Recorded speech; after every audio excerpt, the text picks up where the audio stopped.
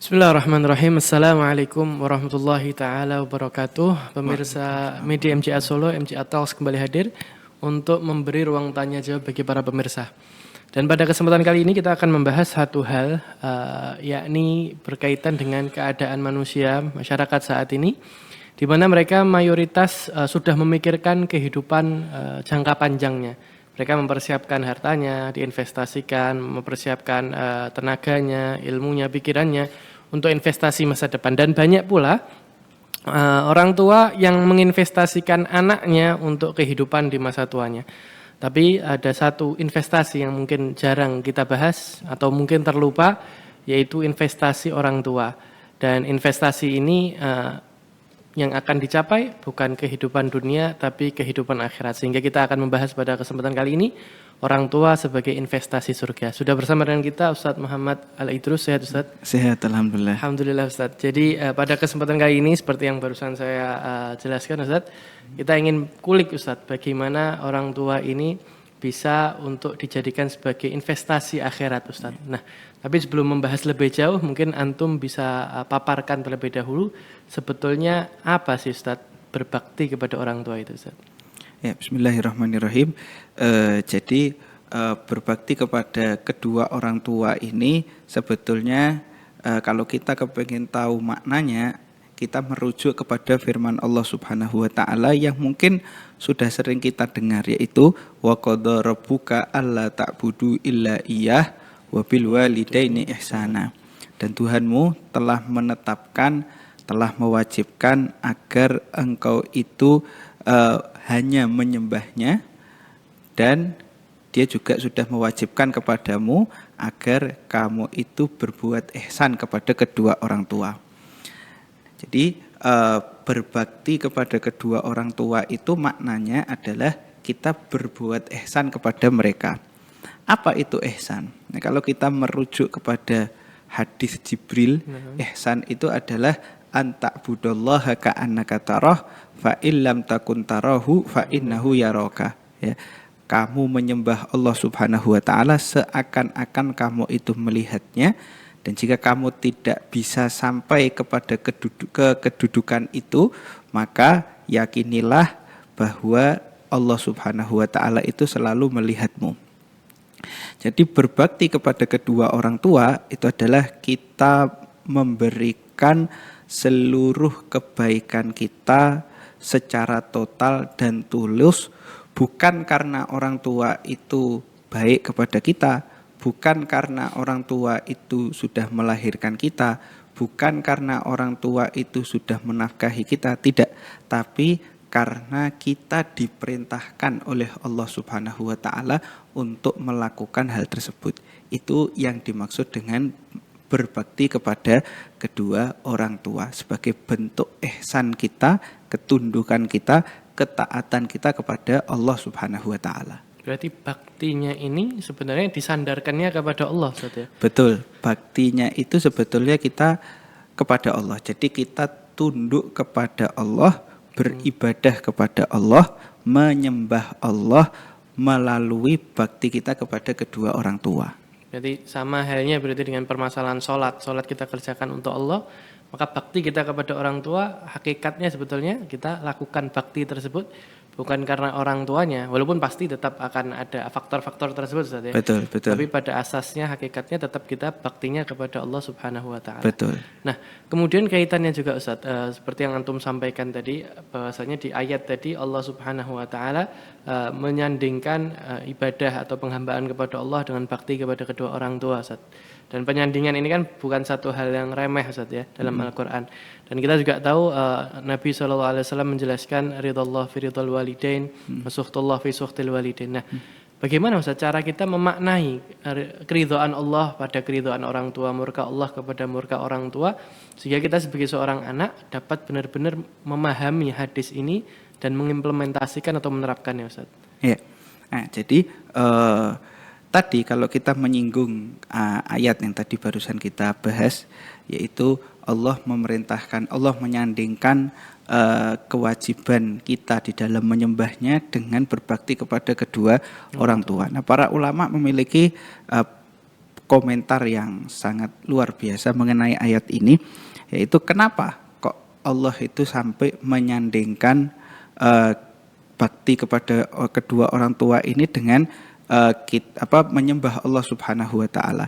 Karena Allah itu adalah sebab, Allah itu adalah zat yang menciptakan kita, yang menyebabkan kita itu menjadi ada setelah sebelumnya kita itu tidak ada. Dan untuk kita itu menjadi ada di muka bumi ini, perantara utamanya itu adalah orang tua. Jadi orang tua, ya Allah itu adalah sebab utama di dalam keberadaan kita di muka bumi ini, dan orang tua itu juga sebab perantara yang dijadikan Allah untuk mewujudkan kita, untuk mengadakan kita. Nah, maka dari itu kewajiban berbakti kepada orang tua ini disandingkan dengan kewajiban berbakti kepada Allah. Nah, dari sini kita bisa masuk ke dalam hadis tadi, yaitu apa? Keridhaan Allah itu bergantung kepada keridhaan orang tua, dan murka Allah itu bergantung kepada murka orang tua. Artinya di sini adalah restu dari Allah itu tergantung bagaimana perasaan orang tua kita kepada kita. Ketika perasaan orang tua kita itu ridho, rela, senang kepada kita, maka otomatis itu bisa menurunkan keridhaan dari Allah Subhanahu wa taala.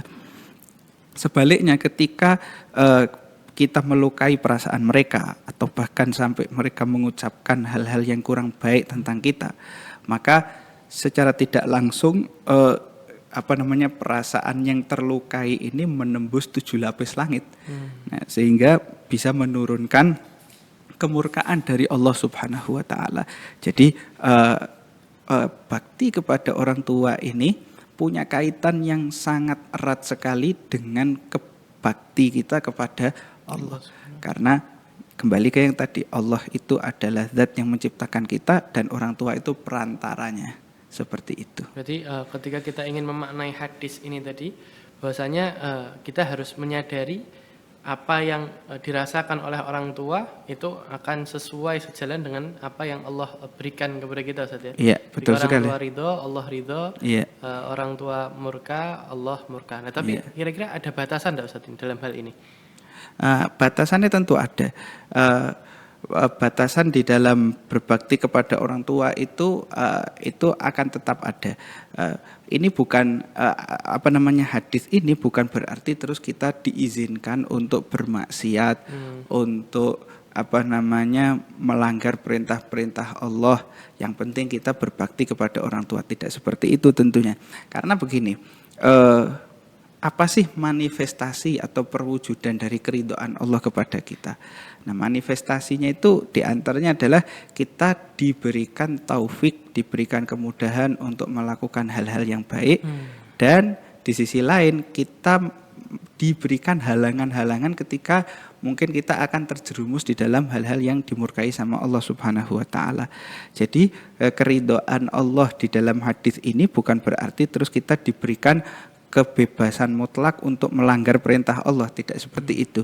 Tapi kita di sini diberikan motivasi bahwa cara paling cepat untuk kamu jadi hamba yang soleh, jadi hamba yang dekat sama Allah, itu dengan cara kamu membahagiakan dan mencari ridho kedua orang tuamu. Dengan itu nanti yang lain itu juga akan keangkat menjadi baik, seperti itu. Berarti sebetulnya sejalan, Ustaz, ya? Tidak mungkin bertentangan antara bakti kepada kedua orang tua dan bakti kepada Allah. Dan ketika kita berbakti kepada orang tua, Allah pasti akan memberikan taufiknya, hidayahnya agar kita selalu sejalan dengan apa yang ingin Allah inginkan kepada kita sebagai seorang hamba. Nah, kaitannya juga dengan posisi seorang anak, Ustaz. Dalam proses kita berbakti kan pasti ada hal-hal yang harus kita berikan, yang harus kita tunaikan terhadap orang tua. Sehingga sebetulnya kewajiban seorang anak terhadap orang tua itu apa saja, Ustaz? Kewajiban ada beberapa kewajiban yang diambil dari tentunya dari Al-Qur'an ya. Di dalam Al-Qur'an itu Allah Subhanahu wa taala itu berfirman yang pertama itu adalah wa qadara rabbuka alla ta'budu illa iyyah wa bil walidaini ihsana. Jadi kita berbuat ihsan kepada kedua orang tua. Sebagian ulama menafsirkan juga makna ihsan ini adalah ma fauqal wajib. Ya, sesuatu di atas yang wajib. Nah, gimana kita melakukan itu? Manifestasinya seperti apa? Ya, kita punya inisiatif untuk berkhidmah kepada orang tua. Kita harus peka dengan kondisi orang tua. Jangan menunggu orang tuanya itu memerintahkan terlebih dahulu atau minta terlebih dahulu, baru kemudian kita baru melaksanakan, baru kita bantu. Nah, itu bukan termasuk ihsan. Nah, kemudian di ayat yang lain Allah Subhanahu wa taala menyebutkan, ya, wa qadara rabbuka alla ta'budu illa iyyah wa bil walidaini ihsana. Lanjutan dari ayat tadi, imma anta blugha indakal kibara ahaduhuma aw kilahuma fala taqul lahuma uffin. Ya, jadi yang kedua, kalau salah satu dari mereka sudah mencapai usia tua, maka janganlah kamu mengatakan uff. Uff ini adalah salah satu bentuk kata yang menunjukkan kegusaran. Ketika kita diperintah atau diminta oleh orang tua melakukan hal tertentu. Nah, ini kewajiban kita di sini adalah, artinya kita ketika berada di hadapan orang tua, diperintah oleh orang tua, jangan sampai kita menunjukkan kecemberutan atau kita mengucapkan kata-kata yang menyinggung hati orang tua meskipun itu ringan. Dalam Al-Quran dikatakan uff. Uff itu dikatakan oleh para ulama adnat tadojur, ya, kata singgungan atau kata yang menunjukkan keresahan yang paling ringan itu uff. Yang paling ringan aja ini kita tidak boleh mengucapkannya. Nah, itu bentuk kita bakti ke mereka. Kemudian dilanjutkan wala tanharhuma, ya. Dan janganlah kamu menegur mereka, yang mengucapkan kata-kata yang kasar kepada mereka. Apakah cukup sampai di situ? Tidak, ditambah lagi wa qul lahuma qaulan karima. Ucapkanlah kepada mereka, bicaralah dengan mereka dengan apa? Qaulan karima. Ucapan-ucapan yang mulia, bukan cuma sekedar sopan, tapi di sini karim. Karim itu ucapan yang di atas sopan, yang sangat mulia sekali. Nah, jadi banyak bagian yang besar dalam bakti sama orang tua itu bentuknya komunikasi yang bagus. Komunikasi bukan yang bagus, ya, yang mulia lebih tepatnya. Itu yang berikutnya. Kemudian masih ada lagi wahfid lahuma janahadzulli minar rahmah. Kita disuruh khafdul janah. Khafdul janah itu kalau dalam bahasa Arab, kalau kita terjemahkan, kita menundukkan sayap. Maksudnya di sini adalah kita itu disuruh menundukkan sayap kehinaan kita. Artinya kita disuruh merendahkan diri kita di hadapan orang tua. Mau kita itu pinternya kayak apa, kayanya kayak apa, hebatnya seperti apa, ya, titelnya sebanyak apapun, di hadapan orang tua kita adalah anaknya yang masih kecil. Jangan sampai kita menunjukkan kita ini hebat, kita ini luar biasa, kita ini sarjana dan lain sebagainya. Nah, kemudian yang terakhir wa qur rabbirhamhuma kama rabbayana shighara. Dan minta doa sama Allah Subhanahu wa taala, ya Allah, rahmatilah mereka sebagaimana mereka dulu merahmati aku ketika aku masih kecil. Jadi bakti yang terakhir yang disebutkan di ayat ini adalah gimana kita itu selalu atau senantiasa mendoakan kedua orang tua kita, baik ketika mereka masih hidup ataupun setelah mereka itu meninggal dunia. Dan salah satu bentuk doanya yang sudah sangat terkenal sekali, dan ini diambil dari Al-Quran juga, ya, Rabbighfirli wali walidayya warhamhuma kama rabbayani shaghira. Ya Allah, ampunilah aku dan kedua orang tuaku dan kasihilah mereka sebagaimana mereka dulu mengasihi kami ketika masih kecil. Jadi itu hal-hal yang sebaiknya dilakukan atau wajib dilakukan oleh seorang anak kepada orang tuanya. Berarti kalau bisa disimpulkan, sebenarnya kunci utamanya agar kita bisa bakti kepada kedua orang tua itu memperbaiki cara berkomunikasi. Betul. Nah, dari komunikasi bisa bercabang kepada banyak hal. Betul. Nah, kemudian Ustaz, Dan dari komunikasi ini sendiri kalau bisa kita lihat bahwasanya banyak orang yang kemudian dia kurang dekat dengan anak ataupun sebaliknya anak kurang dekat dengan orang tua, renggang dan lain sebagainya.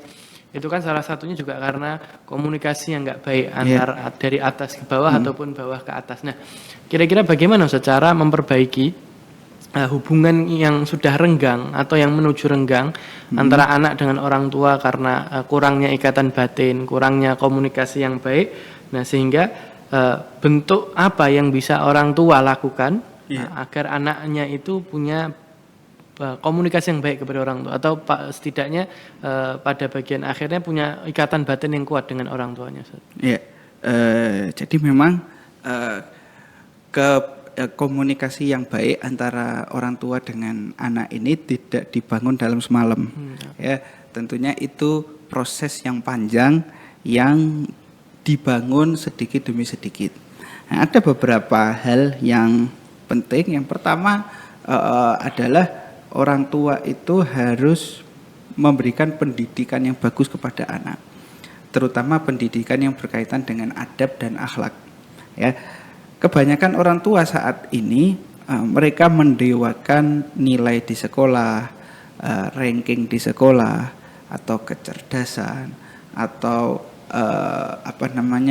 jumlah saldo dan lain sebagainya. Tapi mereka lupa bahwa adab itu jauh lebih penting. Pada akhirnya ketika anak itu dewasa, justru anak yang sudah dikasih nafkah dari kecil ini, mereka malah jadi bumerang untuk orang tuanya sendiri. Kesalahannya di mana? Ya karena dari kecil mereka tidak dididik dengan adab yang bagus. Jadi yang pertama orang tua harus sadar bahwa penting dari kecil untuk mendidik anaknya dengan adab dan akhlak yang baik. Lalu yang kedua, orang tua itu harus sering-sering membersamai anak dengan kebersamaan yang berkualitas. Ya, contohnya kalau orang-orang dulu salaf itu mereka punya momen dalam satu hari, punya waktu dalam satu hari, di mana mereka itu duduk sama anak-anaknya bareng-bareng. Duduknya ini santai, tapi di situ diisi dengan tarbiyah, dengan pendidikan. Biasanya di antara maghrib dan isya, atau setelah sholat isya, atau bahkan di waktu pagi, waktu duha, itu mereka duduk dengan anak-anaknya. Di situ mereka menceritakan kisah orang-orang soleh terdahulu. Di situ mereka bertanya kepada anak-anaknya mengenai keadaan mereka, bagaimana interaksi mereka di luar, apa kesibukannya, dan seterusnya.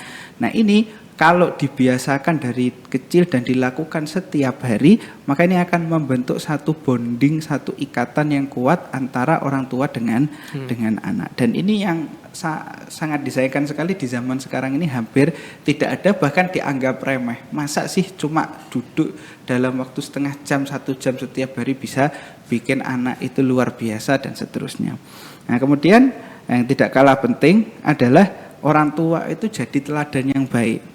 Ya, karena ketika orang tua itu memerintahkan anaknya melakukan sesuatu tapi dia tidak mengerjakan itu, kalaupun anaknya tetap mengerjakan, paling tidak respeknya dia terhadap orang tua ini tidak ada, hilang atau luntur.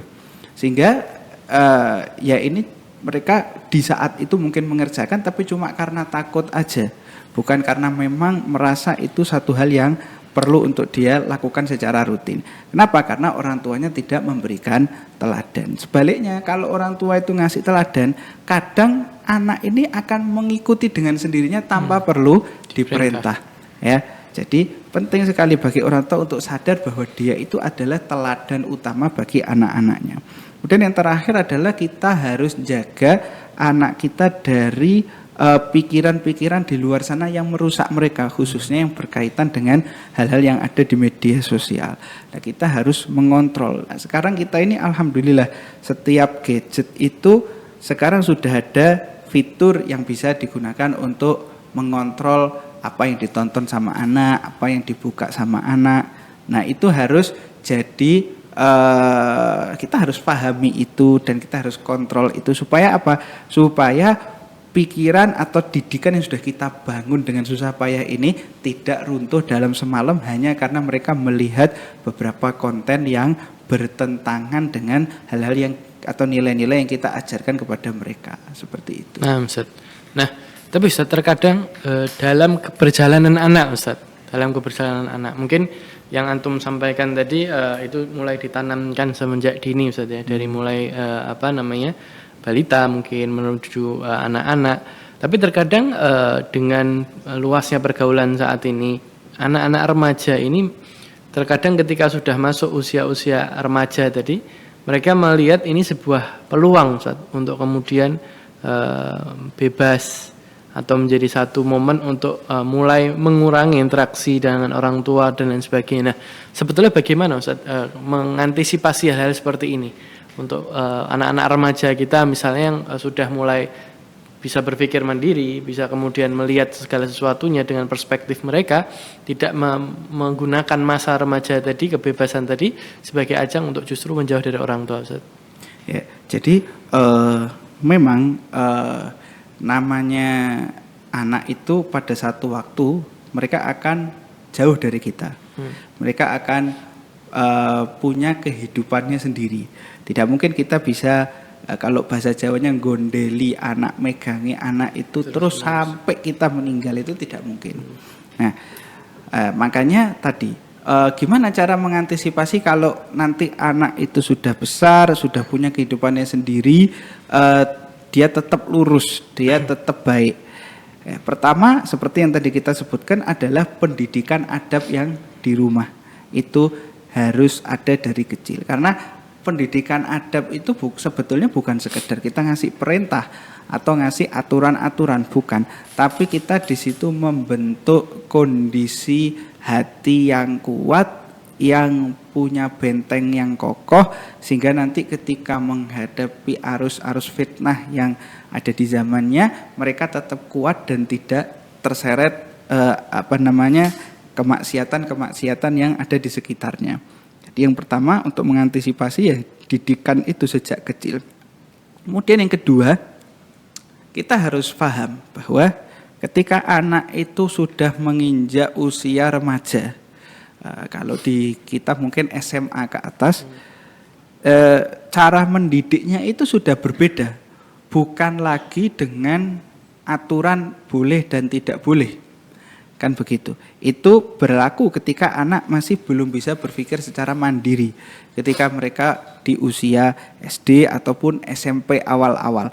Tapi ketika anak udah masuk kelas 1 SMA, apalagi sudah kuliah atau bahkan sudah menikah, cara kita mendidik mereka itu sudah bukan lagi dengan perintah dan larangan, tapi kita menjadi teman diskusi dengan anak. Nah, ini yang mungkin sebagian orang tua itu kurang bisa memahami. Jadi banyak orang tua yang menganggap ya anaknya itu kecil terus. Sudah keluar kumisnya, sudah keluar jenggotnya, ya tetap cara mendidiknya seperti waktu anak ini masih umur 7 tahun atau 8 tahun. Akhirnya apa yang terjadi? Yang terjadi adalah anak ini justru merasa tidak nyaman berada di dekat orang tuanya. Akhirnya dia menjauh dan nilai-nilai yang dan itu terus berakumulasi sampai anak itu bukan cuma tidak nyaman dengan orang tuanya, tapi dia juga merasa tidak nyaman dengan nilai-nilai yang ditanamkan oleh orang tuanya sejak kecil. Jadi penting kita membangun, kita mendidik mereka dengan cara apa? Komunikasi yang bagus. Kalau mereka jauh ya kita telepon seminggu sekali, kita tanya keadaannya gimana. Nanti kalau dia terbuka, dia cerita, kita ajak diskusi, kita ajak berpikir, kamu kalau gini tuh gini, kalau kamu gini begini, coba dipikir dan seterusnya. Itu nanti yang akan menjaga mereka sehingga mereka itu tetap ada di jalan yang lurus meskipun sudah jauh dari kita. Seperti itu. Kemudian ada juga Ustadz, mungkin tadi fase remaja Ustadz ya, yang antum jelaskan SMA ke atas. Nah, kadang ada fase-fase di mana anak ini jauh dari orang tua Ustadz. Mungkin karena kuliah merantau atau kerja merantau ke tempat yang jauh. Sehingga ada jarak pemisah tuh Ustadz, antara anak dan orang tua. Nah, gimana caranya agar jarak ini tidak menjadi pemisah untuk tetap berbakti kepada kedua orang tua Ustadz? Ya, pertama kita harus paham bahwa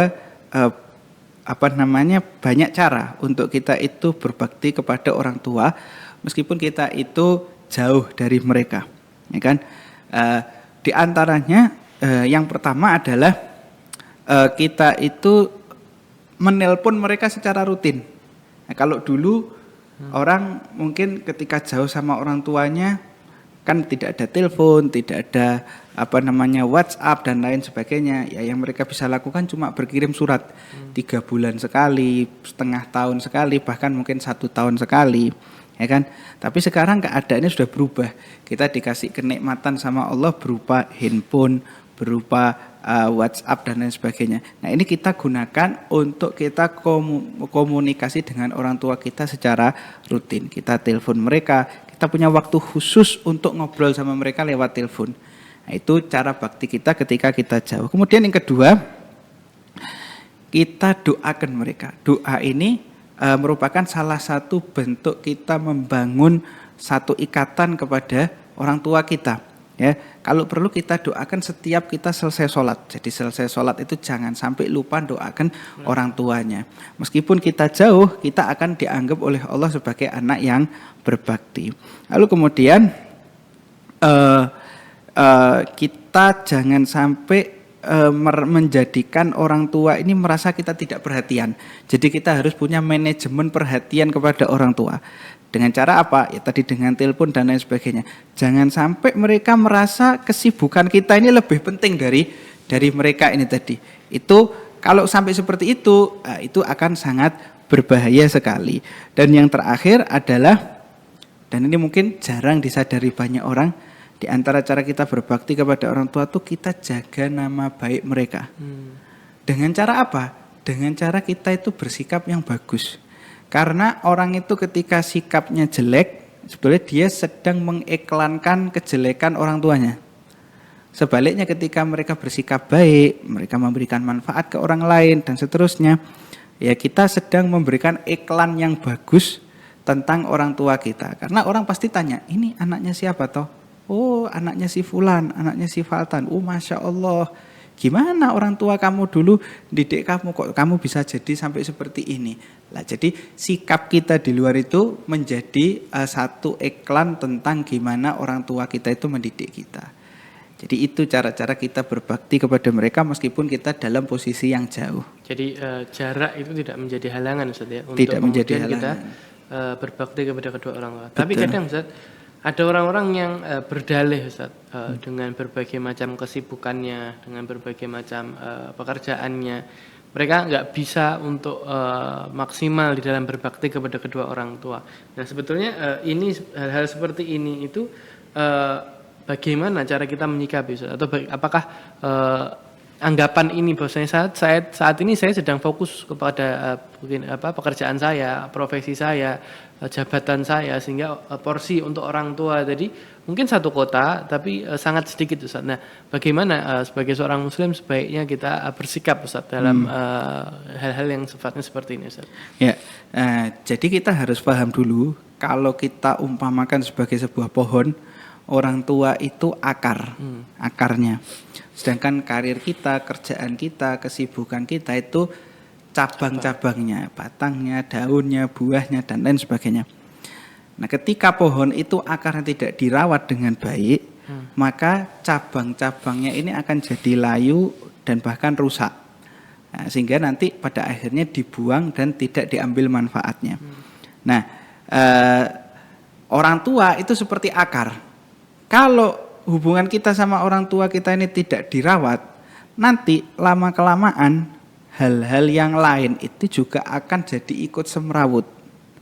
Sebaliknya, ketika hubungan sama orang tua kita ini kita rawat, akarnya ini kuat, maka otomatis hal-hal yang lain itu juga akan ikut membaik, bahkan ikut menjadi lebih berkualitas. Ya. Jadi kalau kita bilang, wah kita sibuk berkarir, gimana ini orang tuanya? Justru jadikan baktimu kepada kedua orang tuamu itu sebagai strategi karirmu. Jadi dengan kita bakti sama orang tua, dengan kita memprioritaskan orang tua, dengan kita itu menyenangkan hati orang tua, nanti karir kita, urusan kita, kesibukan-kesibukan kita insya Allah akan dilancarkan oleh Allah Subhanahu wa Ta'ala. Karena kembali ke hadis yang tadi, yaitu restu Allah itu tergantung restu orang tua. Kalau Allah sudah menurunkan restunya kepada kita, semuanya pasti akan menjadi mudah. Jadi keberhasilan profesi, pekerjaan dan lain sebagainya itu sebetulnya tergantung dengan bagaimana bakti kita kepada orang tua, Ustaz ya. Betul. Nah, ada juga Ustaz kasus-kasus misalnya nih masih berkaitan dengan kasus-kasus antara anak dengan orang tua dengan berbagai macam hambatannya, Ustaz ya. Kamu tadi kaitannya dengan remaja, kemudian jarak, kemudian pekerjaan. Nah, kadang ada orang-orang yang kemudian menikah, Ustaz. Menikah, dalam pernikahan tersebut mereka akhirnya punya tanggung jawab lain, yaitu tanggung jawab anak, tanggung jawab istri, harus menghidupi dan lain sebagainya, sehingga porsi perhatian atau bahkan kemungkinan nafkah dan lain sebagainya tersortir atau kemudian terhabiskan untuk anak dan istri. Sedangkan untuk orang tua itu hanya sebagian saja. Nah, sebagai seorang muslim idealnya seperti apa, Ustaz menghadapi situasi seperti ini, Ustaz? Ya. Ini perlu kita garis bawahi ya. Dalam hal ini banyak orang, terutama masyarakat kita, itu menjadikan keluarganya dan orang tuanya sebagai dua pilihan. Kalau kita pilih yang ini, ya kita buang yang satunya. Ya. Ini salah, gitu loh. Mengurus keluarga itu wajib. Bakti kepada kedua orang tua itu juga wajib. Jadi dua-duanya itu harus berjalan secara beriringan. Bukan berarti terus kita itu melebihkan yang satu dan meninggalkan yang lain. Nah, terus gimana caranya kita supaya bisa melakukan dua hal ini secara beriringan? Nah, kita perlu tahu bahwa birrul walidain atau bakti kepada orang tua itu bukan berarti kita cuma sekedar memberikan uang gitu loh. Tapi gimana kita itu memberikan satu kebaikan hati, perhatian, kenyamanan kepada kedua orang tua kita. Orang tua itu ketika usianya sudah 40 ke atas, 50 ke atas, mungkin keinginannya dia terhadap dunia itu tidak terlalu besar gitu loh. Ya meskipun ada yang masih besar juga. Cuma sebetulnya pada hakikatnya apa sih yang paling mereka inginkan dari anak-anaknya? Yang paling mereka pengen dari anak-anaknya itu adalah mereka ada duduk bersamanya, duduk di sekitarnya, ngobrol sama mereka, cerita sama mereka. Ini termasuk bagian dari birrul walidain. Jadi ini jangan sampai kita tinggalkan cuma dengan alasan keluarga kita yang juga membutuhkan nafkah. Nah, kemudian kita ini juga harus punya manajemen keuangan yang bagus. Ya, ketika tadi kita bilang orang tua itu tidak paling yang dibutuhkan itu duduk dengan kita dan seterusnya, bukan berarti terus tidak butuh dunia sama sekali. Mereka masih butuh. Nah, kita harus punya kepekaan di sini. Dengan apa? Kita menyisihkan sedikit uang, sedikit nafkah yang kita punya untuk mereka sesuai dengan kemampuan kita dan kebutuhan mereka itu seperti apa. Jangan sampai orang tua itu nggak dikasih sama sekali. Nah, sekarang ini unik, ada orang tua yang tidak megang uang sama sekali dari anaknya, padahal anaknya itu mampu, ya, anaknya itu kaya, anaknya itu sukses, ya kan? Dengan dalih, kalau saya kasih uang nanti gini nanti gitu. Enggak, kamu itu dari kecil dikasih uang sama mereka dan mereka tidak berpikir apa-apa. Sekarang kamu sudah besar, kamu punya uang, kok orang tua kamu perlakukan dengan seperti itu. Nah, jadi harus punya manajemen keuangan yang baik. Terus yang ketiga, kita jangan egois, ya. Jangan merasa bahwa rezeki yang kita punya, nafkah yang kita punya, kerjaan yang kita punya itu semuanya karena kita hebat dan seterusnya. Enggak. 99% kebaikan yang kita dapat itu karena doa-doa dari orang tua kita. Kita bisa kerja bagus, kita bisa punya anak yang baik, kita bisa punya keluarga yang bagus. Itu semuanya karena berkah doa mereka. Kalau seandainya doa mereka itu tidak ada, pasti kita akan dapat kesulitan-kesulitan yang luar biasa. Jadi jangan pernah merasa aku bisa gini, aku bisa gitu. Tapi kita harus sadar bahwa sebagian besar kebaikan yang ada pada kita itu berkat doa dari orang tua kita. Kemudian yang terakhir adalah jaga komunikasi yang transparan, ya, baik dengan keluarga kita ataupun dengan orang tua kita. Kita harus kasih pengertian kepada istri kita, kepada anak kita. Saya ini punya ibu, saya punya orang tua, dan orang tua saya adalah prioritas. Nomor 1 itu ibu saya, nomor 1 itu abah saya, baru kemudian kamu. Itu harus dikasih pengertian tentunya dengan cara yang lembut. Di sisi lain kita juga harus mengkomunikasikan dengan orang tua. Kita ini juga punya keluarga dan seterusnya dengan cara yang sopan, dengan cara yang baik, dengan komunikasi yang bagus, yang transparan ini tadi, insya Allah kesalahpahaman yang kaitannya dengan urusan materi ini bisa teratasi. Tapi kalau tidak ada komunikasi yang transparan, maka nanti yang timbul asumsi-asumsi dan suudzon, prasangka buruk. Yang istri kita itu punya prasangka buruk dengan mertuanya, mertuanya punya prasangka buruk dengan mantunya, akhirnya marah, cekcok dan lain sebagainya. Jadi mungkin ini beberapa hal yang bisa membantu orang tetap berbakti kepada kedua orang tuanya meskipun dia sudah menikah. Nah, kemudian Ustaz, ada juga kondisi orang tua yang berbeda agama, Ustaz. Jadi anak dengan Islam, Muslim, orang tuanya non Muslim, Ustaz. Nah, bagaimana bentuk baktinya kepada kedua orang tuanya yang berbeda agamanya, Ustaz?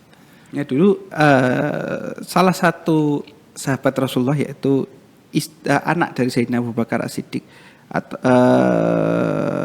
Sayyidatuna Asma bintu Abi Bakar, itu diceritakan punya kakek, nenek atau orang tua atau ibu, lupa saya, itu mereka masih non muslim, tidak masuk Islam. Datang dia kepada Rasulullah, ya Rasulullah, orang tuaku ini adalah seorang yang kafir, yang non muslim. Apakah saya masih boleh untuk berbakti kepadanya? Iya, kamu wajib tetap berbakti kepada kedua orang tuamu. Ya.